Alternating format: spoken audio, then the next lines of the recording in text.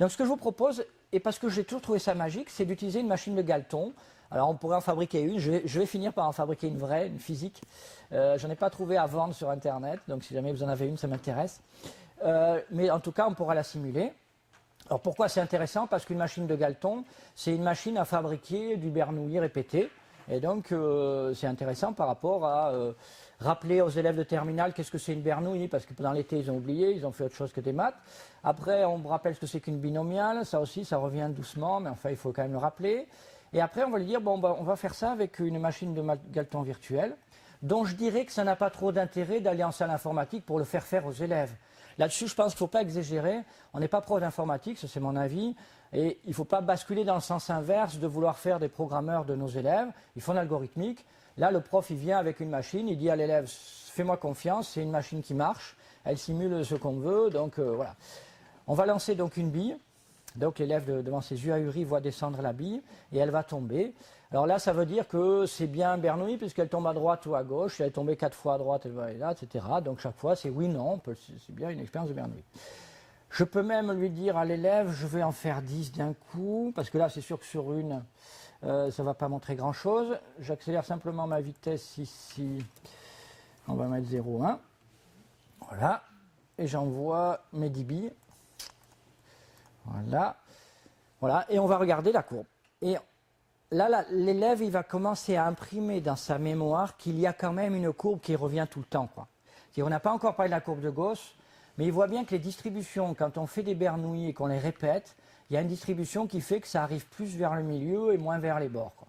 Et je trouve que ça, c'est une approche qui me paraît intéressante parce que l'élève, à force de comprendre, il va essayer de se dire mais pourquoi? Pourquoi ça tombe plus au milieu que sur les bords finalement?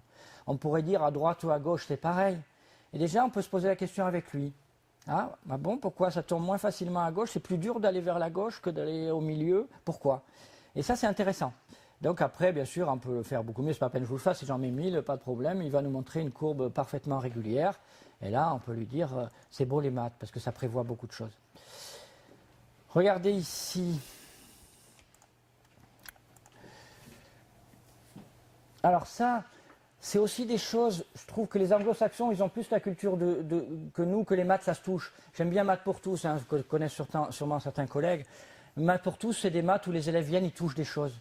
Et je trouve que les maths, ça se voit et ça se touche aussi. C'est pas que ce soit particulièrement sensuel, mais il y a quand même quelque chose dans les maths qui me paraît incroyablement esthétique.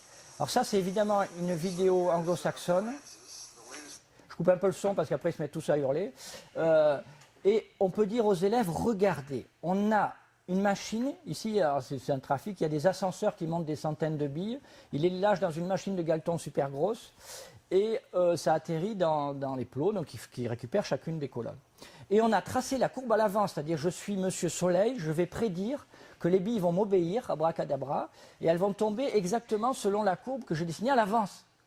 Et ça quand même, à chaque fois que je le fais, je suis ému, quoi. Il y a quelque chose qui est magique dans les mathématiques, de prévoir quelque chose qui pour les élèves est magique. Alors, pour nous pas trop, mais c'est vrai que pour eux, comment vous pouvez savoir que ça va se remplir selon cette courbe? Alors je vous passe tous les détails, mais on voit bien que ça marche. Regardez le remplissage, c'est beau, quoi. Tous les élèves sont scotchés sur leur table et ils comprennent que effectivement vous êtes le dieu de l'univers, que vous avez prédit tout ça à l'avance.